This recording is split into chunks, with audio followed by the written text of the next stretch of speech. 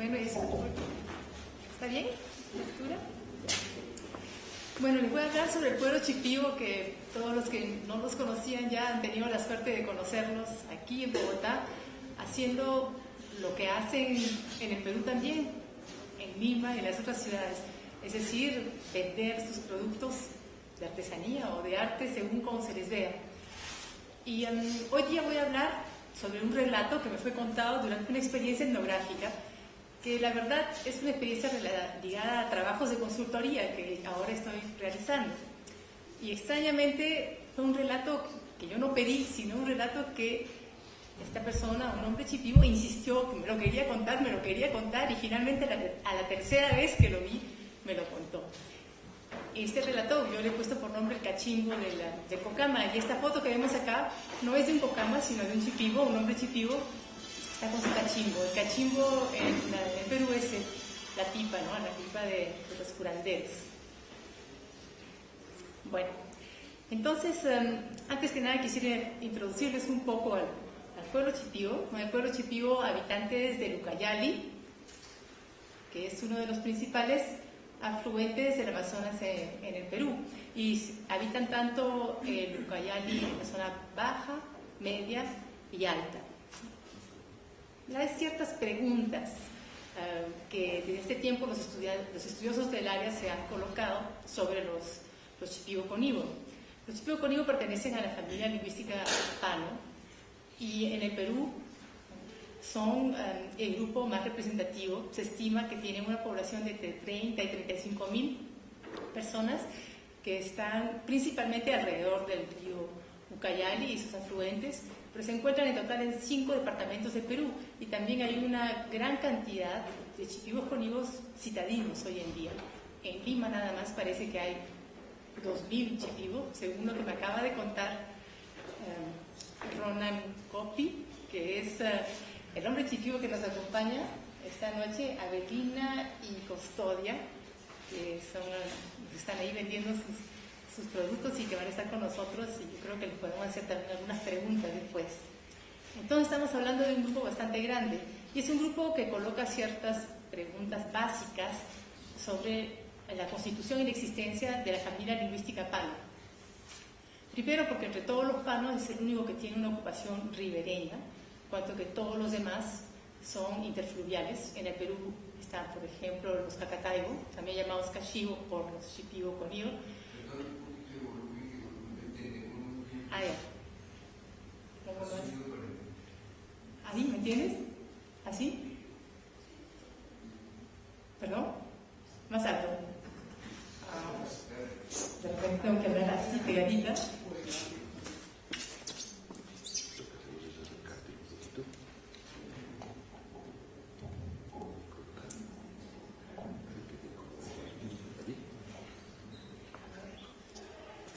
¿Ahora escuchan mejor? Sí.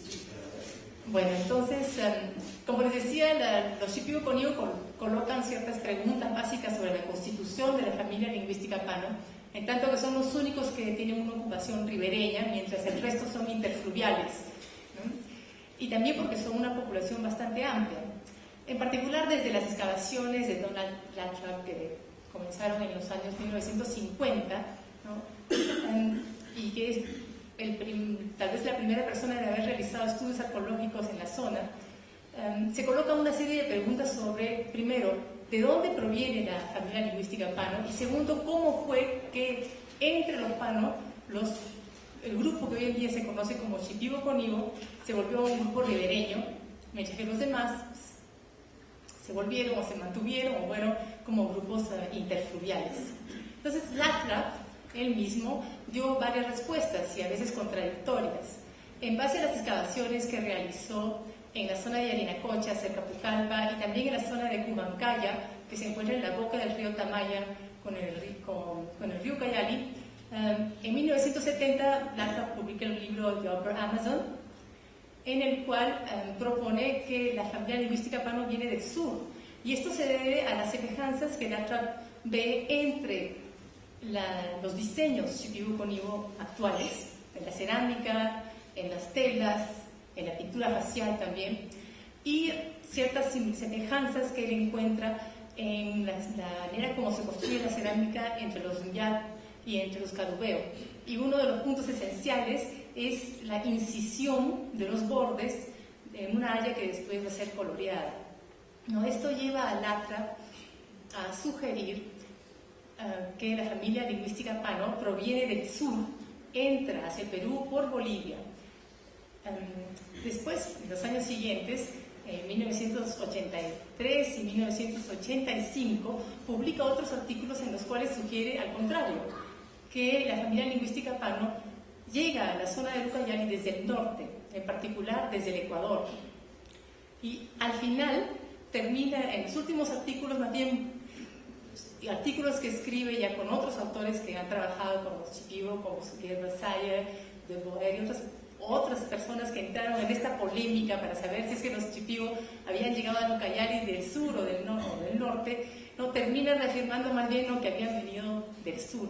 Entonces hay ahí un va y ven y uno no sabe, la polémica está todavía abierta y es solamente ahora que se están comenzando a hacer expediciones arqueológicas, no solamente en la zona ribereña de Ucayali, sino también en las zonas interfluviales, que es lo que se necesita para poder comprender cuáles han sido los movimientos de los grupos, de los diferentes grupos de la familia lingüística Pano, y también cuáles fueron los movimientos que llevaron a que ciertos grupos Shipibo-Conibo se convirtieran en ribereños. Entonces, otras, digamos, propuestas que han venido para comprender esta posición ribereña de los grupos Shipibo-Conibo vienen de su relación con su pueblo vecino, los Ocama, vecinos al norte. Entonces es interesante notar que lo que hoy en día llamamos Shipibo-Conibo, la verdad hasta hace relativamente poco se trataba de 3 pueblos distintos, aunque realmente es difícil decir se trataban de pueblos, de clanes, pero dentro de los relatos, como vamos a ver, son pensados como 3 nombres, 3 territorios que están repartidos a lo largo del río Ucayali. Estos son en el Bajo Ucayali, los Shetebo, en el Medio Ucayali, los Shipibo, y en el Alto Ucayali, los Conibo. Los Shetebo, hasta cierto punto, han desaparecido, aunque como cuenta Oscar ahora tienen algunos representantes, y los Shipibo-Conibo han sido fusionados en un solo grupo. Este proceso de fusión, al parecer, comienza a mediados del siglo XIX, hacia 1840. Y es también interesante saber, ¿no?, cómo se da este proceso de fusión, hay muchas incógnitas. Pero ciertas propuestas es que las transformaciones del pueblo Shipibo-Conibo y también las particularidades de su arte se relacionan a movimientos históricos con respecto a los Cocama. Entonces aquí vemos un mapa lingüístico de Perú. Estos son los pueblos de la familia lingüística Pano, los Shipibos, que están a lo largo del río Ucayali, y los interfluviales que se encuentran tanto en la margen este como en la margen oeste, y vemos aquí otros grupos como los Cachinawa, los Yaminawa, en zonas más alejadas, aquí los Orlatzés. Este grupo de aquí es el grupo Cocama. Entonces, como ustedes saben, los Cocamas llegaron a la zona de la Amazonía peruana probablemente alrededor del siglo X o el siglo IX después de Cristo, y son migrantes, ¿no?, que vienen de este gran movimiento de los pueblos tupí desde las costas atlánticas, remontando el Amazonas.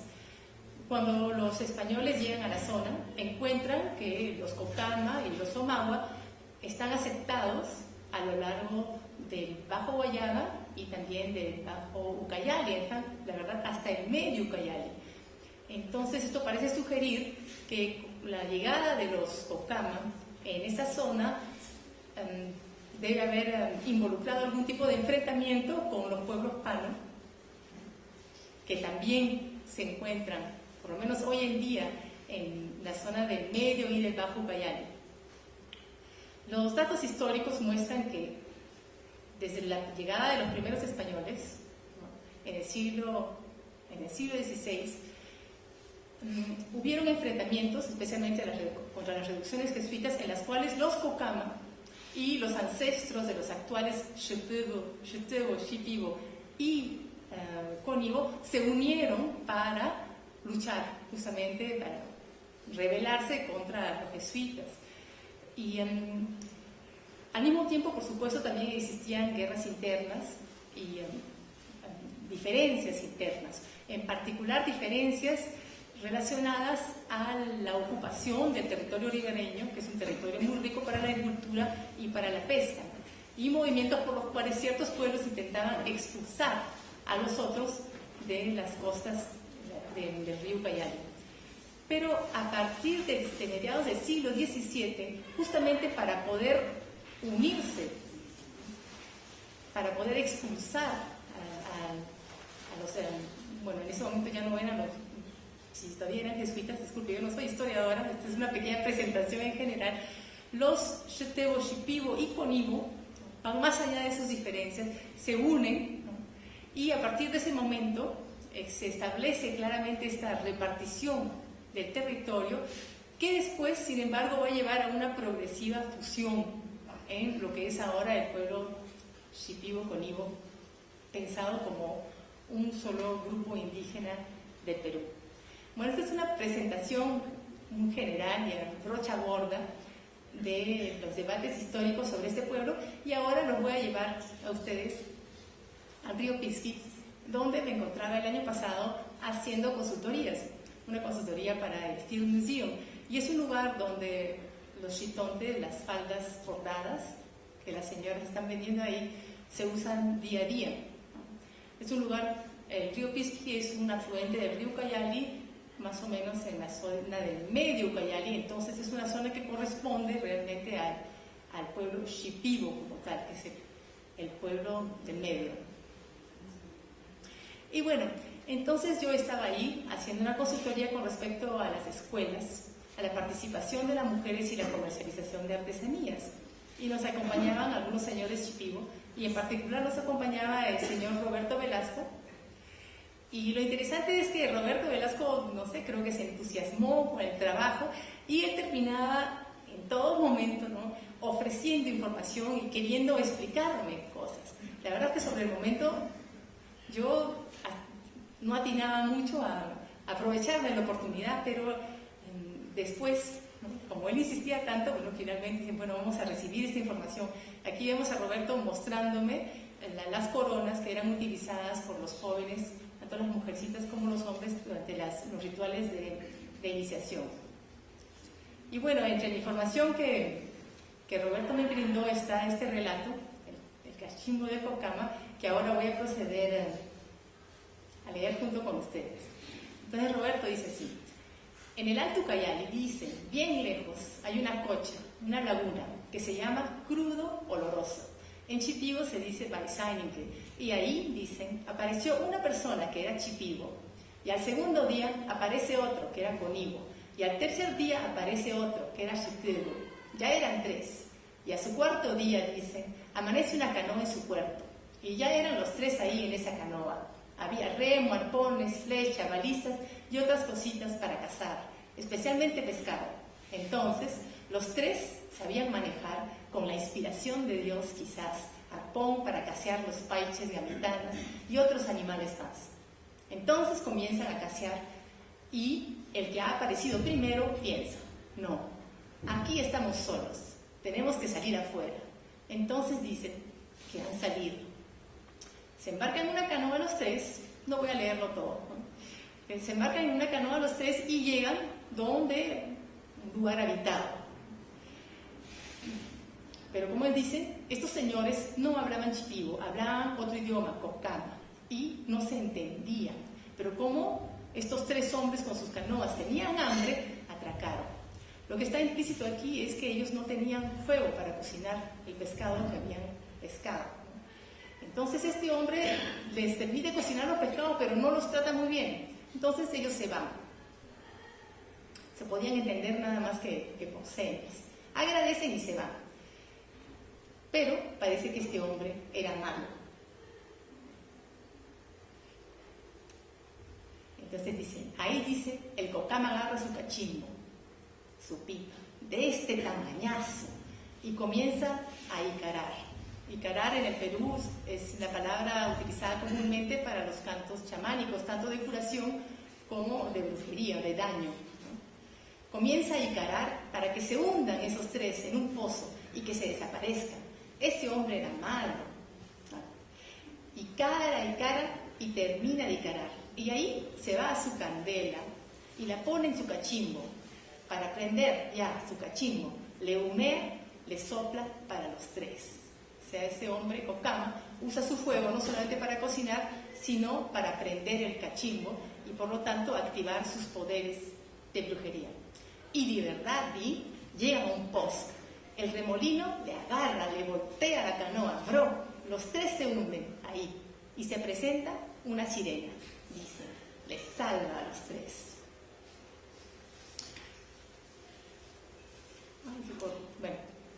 Bueno, disculpen.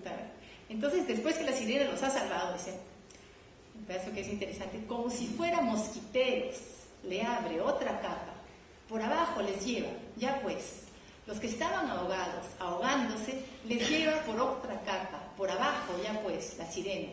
Era un desierto como esto, ahí más abajo. Ellos comienzan a caminar, ya no había su canoa, ya no había, abajo del agua estaban ya viviendo, ya caminan, llegan a un grupo de chipivos. Ahí había mujeres, ahí había ancianos, viejos, jóvenes, practicaban las danzas con bombo y quena. Esa era su música de los chipivos, dicen, bombo y quena. Hoy en día ya ha cambiado mucho. Y entonces los tres que han bajado, ellos no sabían bailar, no sabían cantar, no sabían nada de bombo y quena, pero cuando están ahí viviendo en este mundo debajo del agua, que es como un desierto, aprenden todas las cosas que ahí hacen los chipivos que viven debajo del agua. Aprenden todo lo que es la parte de la comida, para hacer patarasca, para hacer mazamorra, para hacer ahumado, para hacer salar pescado. Aprenden todo ahí adentro. Todo, de la mujer también. Lo que borda, lo que pinta, hacer la cerámica, las mezclas, hacer tinaja, hacer muchas cosas, lo que saben los chipivos, ahí aprenden. Y después que han aprendido todo eso, un señor les dice, ¿de dónde vienen ustedes? Nosotros hemos venido del otro mundo, dicen. Ah, yo sé, ustedes no son de aquí, han venido a aprender. ¿Ya han sabido algo? Les dice. Sí. ¿Qué primero han visto? Hemos visto bailar. ¿Ya saben bailar? Sí. A ver, bailen los tres. Los tres dicen bailan, así como han bailado en el pombo, saltan, bailan. Ya pues. ¿Saben cantar ya? Ya sabemos cantar. A ver, los tres cantan en su idioma chipivo. Todos dicen aprendido allá adentro. Ahí el Señor les dice, bueno, ustedes ya saben todo. Ustedes ya pueden vivir. Les voy a llevar de donde han venido ustedes, para que vuelvan a su lugar, les dice. Ya pues, llévanos. Se van en donde se ha hundido el pozo, por el pozo, y ahí se van, han salido. O sea, regresan a la superficie. Entonces, primero ha salido el uno, después el otro y finalmente el tercero, y ahí han encontrado sus canoas amarradas. Pero ya cada cual viene con su propia mujer y cada cual viene con su propia canoa y sus propios utensilios que la sirena les ha dado. Es decir, todos han tenido su mujer, ahí estaba su canoa, ahí habían tres canoas, cada uno con su pareja, pues se larga. Y ahí es donde se comparten o se dividen. El Xetebo dice, yo me voy más abajo. El Chipivo dice, yo estaré en el medio, y el Conibo, yo me voy al Alto Callao. Por eso se dice que es la repartición. Los Xetebo viven más abajo, los Chipivo en el medio y los Conibo en el Alto Callao. Entonces, todo lo que ellos han aprendido, han practicado. La pesca, el baile, el pombo y el masato, el guarapo, todo lo que han aprendido han practicado. Por eso antiguamente con la práctica vivían con abundancia de alimentos, plátano, yuca, caña, camote y otras cosas más, porque practicaban. Ahora que no practicamos, no tenemos nada. Sabemos, pero ya no tenemos ese, ¿cómo te puedo decir? Ese gesto, ¿no? Ahora practicamos otra cosa, la ciencia y la tecnología nada más. Así dicen. Así dicen era antes, cuando no había mucha gente y se han reunido todos los que eran Chipivo. Se iban, venían, todos los días aparecían, dicen. No sé de dónde, pero venían a hacer una comunidad. De igual manera, los Xetebo, allá abajo, ahí hacían su casita, y hasta ahorita los pueblos chipivos, tanto Xetebo como Conibo, están aumentando. Entonces, bueno, cuando escuché este relato, me dije, pucha, ¿será que la Traf y Roberto Velasco comparten las mismas preocupaciones, ¿no? ¿Será que los Shipibo vienen del sur o será que vienen del norte, ¿no? El relato nos cuenta que originariamente, ¿no?, 3 hombres emergen de una laguna que se encuentra en una zona alta de Ucayali. No sé si en la margen izquierda o derecha él no relató, pero al establecer que se encuentran solos, deciden bajar el río. Bajan el río y cuando llegan río abajo se encuentran con este hombre Cocama que es un tabaquero y que a través de su fuego, ¿no?, quema el tabaco y a través de su mediación se produce un accidente, ellos entran en un remolino y esto permite que ellos levanten esta capa, ¿no?, que es lo que separa el mundo de la superficie con el mundo del interior. La sirena los salve y ahí ellos se encuentran con Shipibos, mientras que el Cocama representa una alteridad que es una alteridad peligrosa, enemiga, donde no se entienden. Los Shipibos que viven debajo del agua sí se entienden y es más, son profesores, ¿no? Claramente el objetivo de haber llegado ahí es aprender y una vez que han aprendido, entonces el dueño del lugar, el suegro potencial, no solamente les pregunta qué han aprendido, sino que les pide que lo demuestren, ¿no? Le dicen, ¿han aprendido a bailar? A ver, bailen. ¿No? ¿Han aprendido a cantar? A ver, canten. O sea, no se trata solo de haber aprendido, sino de practicar, que es uno de los temas fundamentales, me parece, en este proceso de aprendizaje. Y ya cuando ellos ya salen, entonces pueden remontar el río, y es al remontar el río que se ordena el río, ¿no?, territorialmente. Los Shipibos quedan río abajo, los Shipibo en el medio y los Conibo en la parte alta del río, y cada cual sube con sus respectivas esposas. Entonces, ¿cómo interpretar, ¿no?, este relato? ¿Se trata de un mito? ¿Se trata de un relato histórico? ¿Se trata de que evidentemente también es un relato que ha sido dirigido a mí en el contexto de las visitas que yo estaba realizando al río Pisqui, ¿no? Por un lado podríamos decir que es un ordenamiento del mundo ribereño, ¿no?, en el cual, ¿no?, se da una solución, digamos, a cómo fue que los Shitebo, los Shipibo y los Conibo se diferenciaron o se diferencian del resto de los demás a través de este viaje al mundo subacuático, en el cual encuentran a otros Shipibos que son donadores de conocimientos y de mujeres. Y a partir del ordenamiento del territorio se instituye un círculo social que permite el aumento de la población. Entonces había una diferencia entre una alteridad con la cual no se comparte el idioma, los Cocama, y una alteridad con la cual sí se comparte el idioma, que es una alteridad subacuática. Y que, bueno, siguiendo, digamos, una aproximación perspectivista, es un mundo donde se puede ver al otro tal y como el otro se ve a sí mismo, y por lo tanto se puede establecer una comunicación, pero es una comunicación siempre basada, como nos cuenta el relato, en el don, ¿no? Más que un intercambio, parece haber un don. En ese sentido, este relato nos hace pensar en los relatos de iniciación chamánica, y por ejemplo, entre los Xaranahua, que es un pueblo de la familia lingüística Pano, pero interfluvial. Pierre Delage, en su tesis, ¿no?, muestra que los relatos de iniciación chamánica también se organizan con relación al mundo subacuático, no con la sirena, que es un tema Cocama, justamente, que ya veremos más tarde, sino en relación a la anaconda, que es un tema típico Xaranahua y Pano, ¿no? Y los aprendices chamanes tienen que establecer una relación directa con las anacondas. Esta relación implica también que sus cuerpos sean transformados, es decir, comer la comida y tal vez hasta comer algunas partes del cuerpo de las anacondas. Y finalmente la iniciación concluye con un don, en que la anaconda va a donar poderes al chamán. Entonces podríamos pensar que este relato que me fue contado es un relato de iniciación chamánica, en el cual se cuenta que este ordenamiento de los pueblos Shitebo, Shipibo y Conibo es un ordenamiento ritual que les permite a ellos obtener conocimientos chamánicos. Ahora, lo interesante es que para los pueblos interfluviales el conocimiento chamánico se da a través de la mediación de un enemigo, Cocama. ¿Y qué es lo que esto nos quiere decir? sobre la adquisición de los conocimientos ribereños. Es interesante que algunos antropólogos ya desde mediados del siglo XX notaron las semejanzas que existen, por ejemplo, en las cerámicas Cocama o las cerámicas de otros pueblos tupí, en particular las cerámicas Marajoara de la Amazonía brasilera, que son, no voy a confundir con las fechas, pero mejor no digo las fechas. Bueno,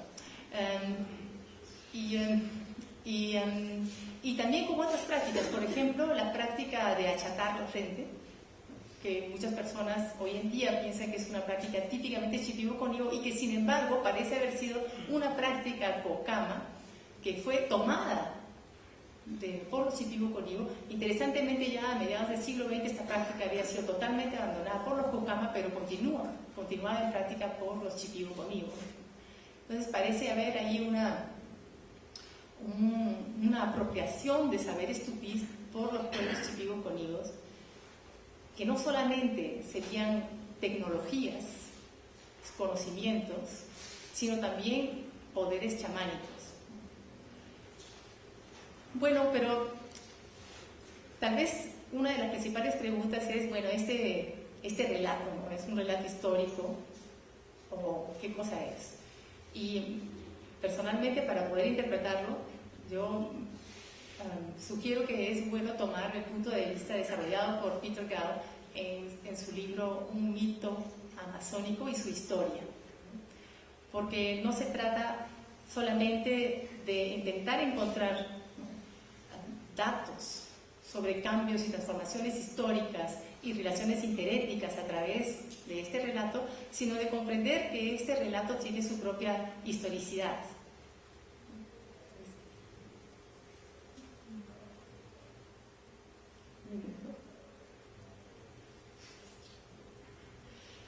Entonces Peter Gao sugiere que si los mitos, siguiendo la propuesta o el debate sobre las sociedades frías y calientes de Lévi-Strauss, si los mitos suprimen el tiempo, lo hacen mediante una transformación incesante que marca su propia historicidad.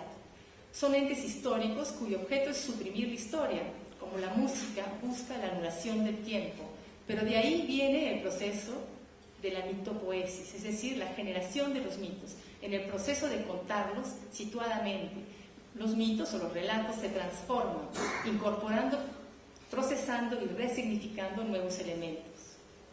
Es decir, la cultura no es una sociedad, no es una entidad histórica. La historia no es algo externo que le sucede a las sociedades, es la matriz misma que las une y que las hace existir. Y en el caso de los Yine, Peter Gao muestra que el parentesco es la historia.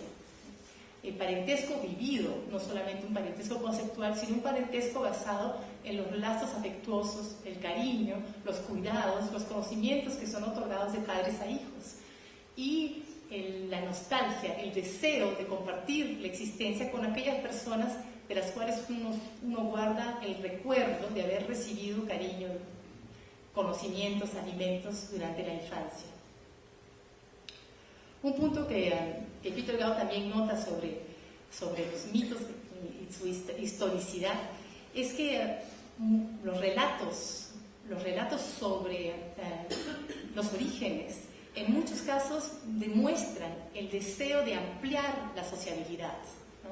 Comienza, como es en el caso del relato que me fue contado por Roberto, ¿no?, constatando un estado de soledad, ¿no?, la necesidad de romper esta soledad, este aislamiento, ¿no?, y el tránsito que es relatado termina en el establecimiento de un círculo social mucho más amplio, es decir, en el reconocimiento de que existen otros gentes iguales a unos o con los cuales uno puede comunicar y con los cuales se pueden establecer relaciones de parentesco y matrimonio. El deseo de los objetos, de los conocimientos y de la tecnología también es importante y se acompaña, pero el vector principal es la ampliación de un círculo social que permita justamente un proceso histórico concebido como la historia a través del parentesco. Por eso la historia, para los Yine, según Peter Gao, consiste en la integración de otros grupos que justamente van a venir a constituir, ¿no?, miembros en el parentesco vivido. Entonces, lo interesante acerca del pasado es cómo determinados lazos con seres fueron establecidos, de manera a conducir en el presente a un nexo social del parentesco, que en el futuro pueda continuar estableciendo vínculos más amplios y más abarcativos. Bueno,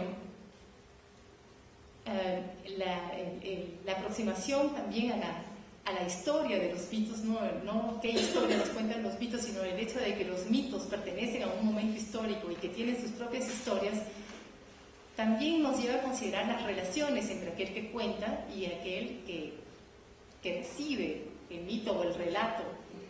Y en este caso, bueno, Roberto Velasco me estaba contando esta historia a mí y, como les dije, él insistió en contármela, porque durante el viaje que hicimos en el Pisquis constató mi interés por las cuestiones educativas entre los Shipibo y también por las cuestiones del arte de las mujeres Shipibo. Es interesante porque este mito, o este relato, la verdad que no sé si es un mito o un relato, no sé cómo considerarlo, Roberto me dijo que lo había escuchado de su padre y que era un relato poco conocido. Entonces, de hecho, que hay un poco esta competencia por afirmar un cierto conocimiento del territorio, era uno de los temas, por ejemplo, que Steven mencionaba en su construcción. Pero también este relato se dirigía a responder algunas de las preguntas que habían surgido durante nuestra consultoría sobre la escuela entre los Shipibo. Entonces, uno de los grandes problemas que los Shipibo hoy en día constatan en la escuela es que las personas aprenden, pero aprenden lo que ellos llaman de manera teórica, es decir, aprenden textos escritos, pero no practican. En cambio, que las enseñanzas anteriores eran enseñanzas en las cuales el conocimiento y la práctica, como dicen ellos, estoy utilizando las propias palabras de Roberto, estaban íntimamente relacionadas. Y yo creo que también esto está ilustrado en el relato en que cuando los tres hombres van al mundo subacuático, no solamente aprenden conocimientos, sino que tienen que demostrarlos y que a partir de ese momento, como nos dice Roberto, continúan practicándolos hasta la época actual, en que debido a los cambios sociales ya han dejado de practicarlos y por esa razón ya no viven en abundancia. Entonces, la cuestión del conocimiento como algo que no solamente es, digamos, un conocimiento intelectual, sino un conocimiento práctico que transforma a los cuerpos, me parece una de las respuestas que Roberto me estaba dando a través de este relato. Y me parece que el segundo punto que él también estaba presentando a través del relato es la cuestión de la mujer, ¿no? ¿Qué es la mujer o qué hace a una mujer atractiva, ¿no?, para los Shipibo? En el relato, como hemos visto, las mujeres son entes subacuáticos, ¿no? Y en el viaje al mundo subacuático, los tres hombres Shipibo no solamente adquieren conocimientos prácticos, sino que además adquieren mujeres. Y estas mujeres, que son el don de la sirena o don del mundo subacuático, los acompañan en sus nuevas vidas, en la formación del parentesco en el mundo de la superficie. Entonces, la mujer es algo así como un conocimiento tecnológico, o tal vez algo así como una capacidad chamánica, si es que pensamos que este relato es un relato sobre la adquisición de chamanismo. La mujer en sí es la evidencia en este mundo de la superficie de la existencia de un mundo subacuático que es el mundo del conocimiento, de un conocimiento hecho práctica, de un conocimiento hecho cuerpo. Y Roberto Velasco él mismo me contó espontáneamente que él se había enamorado de su esposa, que quería ser esposa, porque ella hacía diseños. Entonces, yo no sé, los señores Shipibo podrán decirme, pero es algo bastante común entre los hombres Shipibo, ¿no? Lo que hace a una mujer atractiva es el hecho de que es una buena diseñadora que hace diseños k'neh. Y para hacer diseños k'neh hay que tener buena visión. Una visión que se adquiere a través de sueños, pero también a través de curas rituales con piripiri, que es una planta que se coloca en el ombligo y en los ojos, y que hace que las mujeres vean en su mente, en sus pensamientos, como dicen los Shipibo, que vean los diseños como si fuera una manta extendida, que tal manera que el momento de realizarlos sobre una superficie material no necesiten de borradores, ¿no? Y además son diseños propios de ellas, no son diseños copiados. Entonces, eso es lo que hace una mujer atractiva. Roberto me decía, yo me enamoré de mi esposa porque mi esposa, ella misma imagina, salen de su mente. No es como de otras mujeres que los diseños son simplemente copiados. Esta valoración de la capacidad creativa de la mujer, ¿no?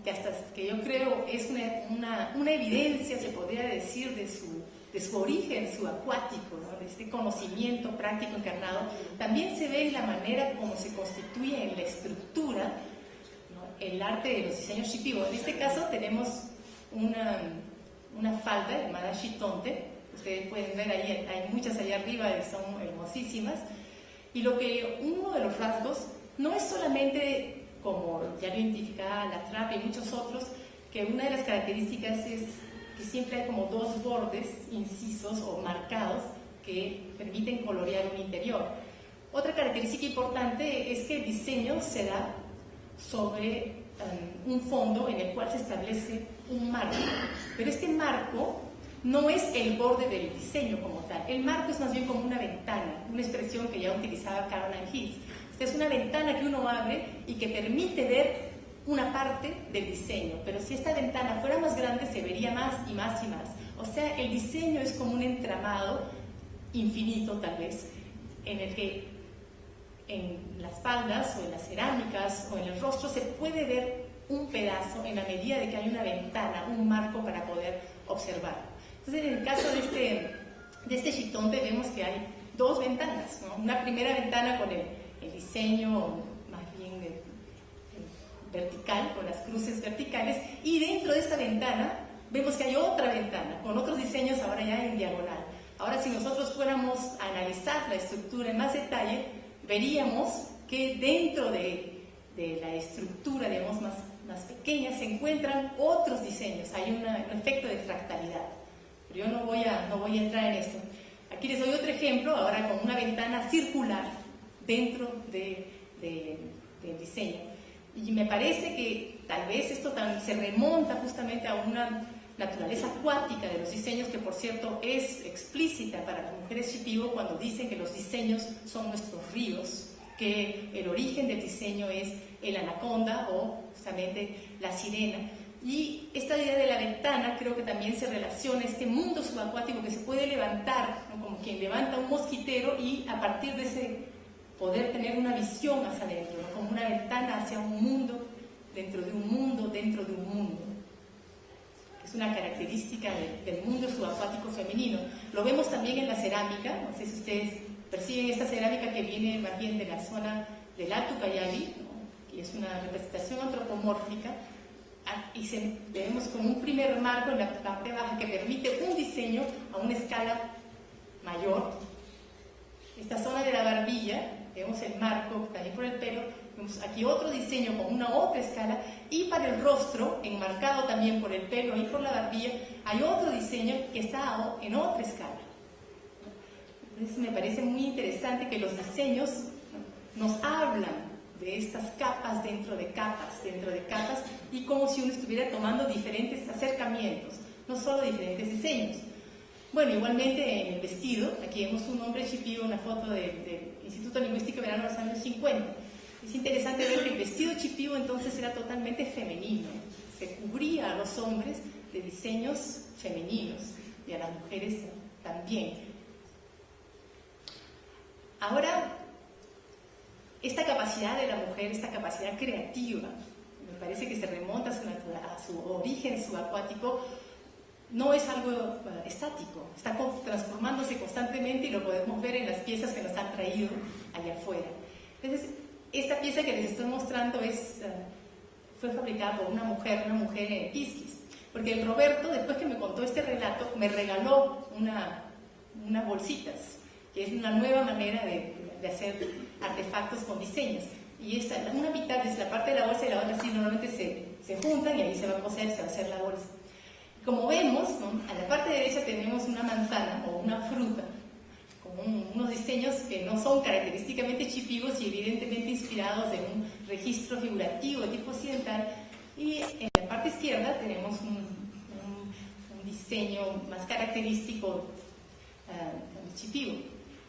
Entonces, mi sugerencia es que estas transformaciones también nos están mostrando diferentes capas, diferentes maneras de acceder a visiones de diseños con diferentes ventanas.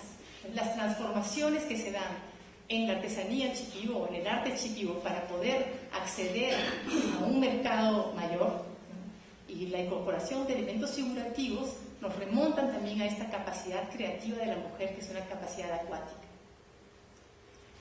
Y bueno, esta es la última imagen. Esta es otra bolsita que me pareció muy interesante y que fue fabricada por una niña chipivo de 10 años, también en la zona del Alto Ucayali. Entonces, en un lado de la bolsa tenemos característicamente un diseño chipivo y del otro lado de la bolsa un cachimbo de chamán y la ayahuasca de chamán también. Interesantemente, como se puede notar, no tanto el cuerpo del cachimbo como de la ayahuasca, como las letras están rodeadas también de una marca, ¿no? Un bordado que correspondiente a las incisiones en la cerámica, ¿no? Entonces, la incorporación de elementos figurativos, la incorporación de letras, de palabras, dentro de las nuevas producciones de las mujeres chipivo, nos remontan también, me parece, a esta capacidad de pensar en el diseño como en abrir ventanas hacia mundos contenidos dentro de otros mundos, y todo esto siendo una capacidad acuática. Lo interesante del relato es que, según el relato, esta capacidad acuática es algo que proviene a través de la intermediación de un enemigo, el enemigo Kokama. Entonces ahí nos abre, y yo creo que aquí lo dejo, nos abre la discusión sobre la cuestión de la alteridad entre los chipivo con Ivo, su constitución como pueblos ribereños, en su relación con los Kokama, y en un posible transitar río abajo y después río arriba para establecer el ordenamiento territorial. Gracias.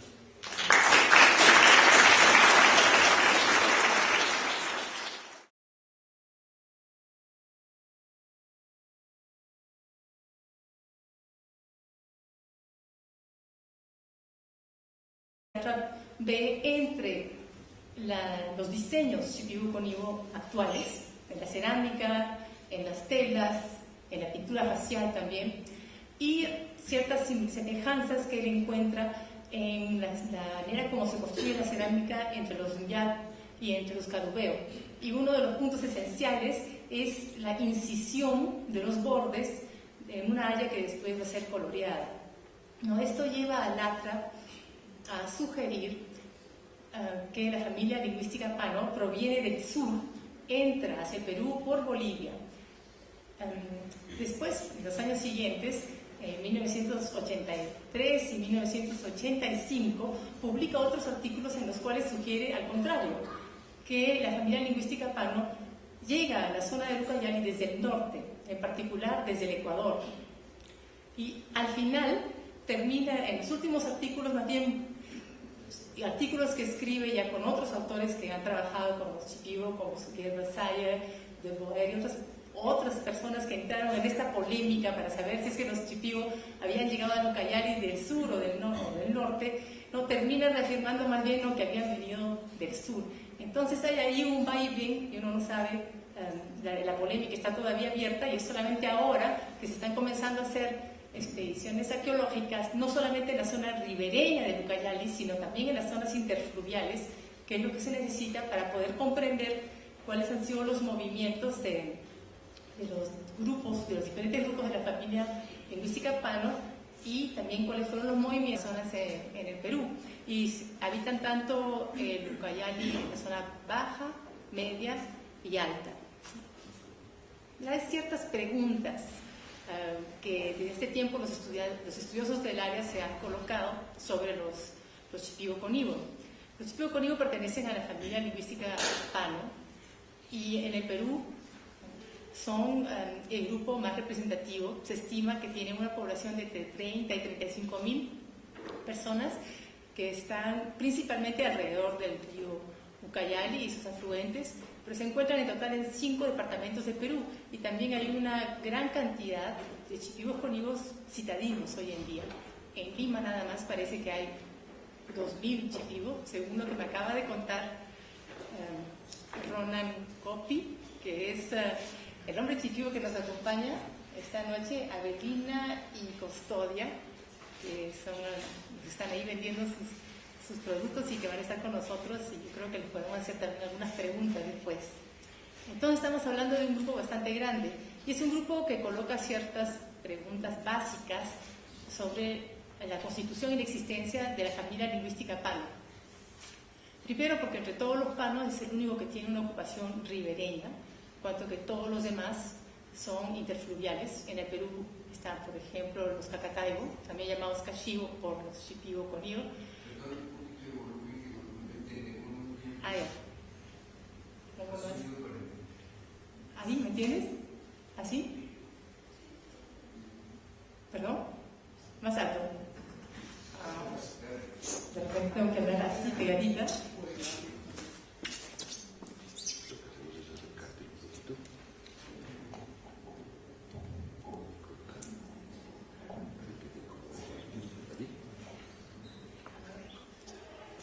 ¿Ahora escuchan mejor? Sí. Bueno, entonces, como les decía, los shipibo conio colocan ciertas preguntas básicas sobre la constitución de la familia lingüística pano, en tanto que son los únicos que tienen una ocupación ribereña, mientras el resto son interfluviales, ¿no? Y también porque son una población bastante amplia. En particular, desde las excavaciones de Donald Lathrop, que comenzaron en los años 1950, ¿no? Y que es tal vez la primera persona en haber realizado estudios arqueológicos en la zona, se coloca una serie de preguntas sobre, primero, de dónde proviene la familia lingüística pano, y segundo, cómo fue que entre los panos, el grupo que hoy en día se conoce como shipibo conio se volvió un grupo ribereño, mientras que los demás se volvieron o se mantuvieron o fueron como grupos interfluviales. Entonces, Lathrop, él mismo, dio varias respuestas y a veces contradictorias. En base a las excavaciones que realizó en la zona de Yarinacocha, cerca de Pucallpa, y también en la zona de Cumancaya, que se encuentra en la boca del río Tamaya con el río Ucayali, en 1970 Lathrop publica el libro The Upper Amazon, en el cual propone que la familia lingüística pano viene del sur, y esto se debe a las semejanzas genéticas que llevaron a que ciertos grupos shipibo conio se convirtieran en ribereños. Entonces, otras, digamos, propuestas que han venido para comprender esta posición ribereña de los grupos shipibo conio vienen de su relación con su pueblo vecino, los Ocama, vecinos al norte. Entonces, es interesante notar que lo que hoy en día llamamos shipibo conio, la verdad, hasta hace relativamente poco se trataba de 3 pueblos distintos, aunque realmente es difícil decir si se trataban de pueblos, de clanes, pero dentro de los relatos, como vamos a ver, son pensados como 3 nombres, 3 territorios que están repartidos a lo largo del río Ucayali. Estos son, en el Bajo Ucayali, los Xetebo, en el Medio Ucayali, los shipibo, y en el Alto Ucayali, los conio. Los Xetebo, hasta cierto punto, han desaparecido, aunque como cuenta Oscar ahora tienen algunos representantes, y los shipibo conio han sido fusionados en un solo grupo. Este proceso de fusión, al parecer, comienza a mediados del siglo XIX, hacia 1840. Y es también interesante saber, ¿no?, cómo se da este proceso de fusión, hay muchas incógnitas. Pero ciertas propuestas es que las transformaciones del pueblo shipibo conio y también las particularidades de su arte se relacionan a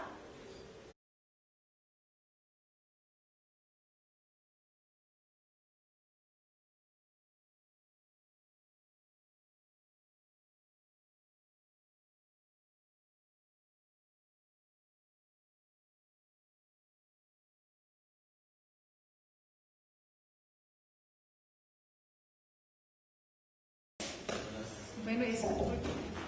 ¿Está bien? ¿Lectura? Bueno, les voy a hablar sobre el pueblo chipío, que todos los que no los conocían ya han tenido la suerte de conocerlos aquí en Bogotá, haciendo lo que hacen en el Perú también, en Lima y en las otras ciudades. Es decir, vender sus productos de artesanía o de arte según como se les vea. Y hoy día voy a hablar sobre un relato que me fue contado durante una experiencia etnográfica, que la verdad es una experiencia ligada a trabajos de consultoría que ahora estoy realizando. Y extrañamente fue un relato que yo no pedí, sino un relato que esta persona, un hombre chipío, insistió que me lo quería contar y finalmente a la tercera vez que lo vi me lo contó. Este relato yo le he puesto por nombre el cachimbo de Cocama, y esta foto que vemos acá no es de un Cocama sino de un chipío, un hombre chipío. Está con su cachimbo. El cachimbo en el Perú es la pipa, ¿no? La pipa de los curanderos. Bueno, entonces, antes que nada quisiera introducirles un poco al pueblo chipío. El pueblo chipío, habitantes de Ucayali, que es uno de los principales afluentes de la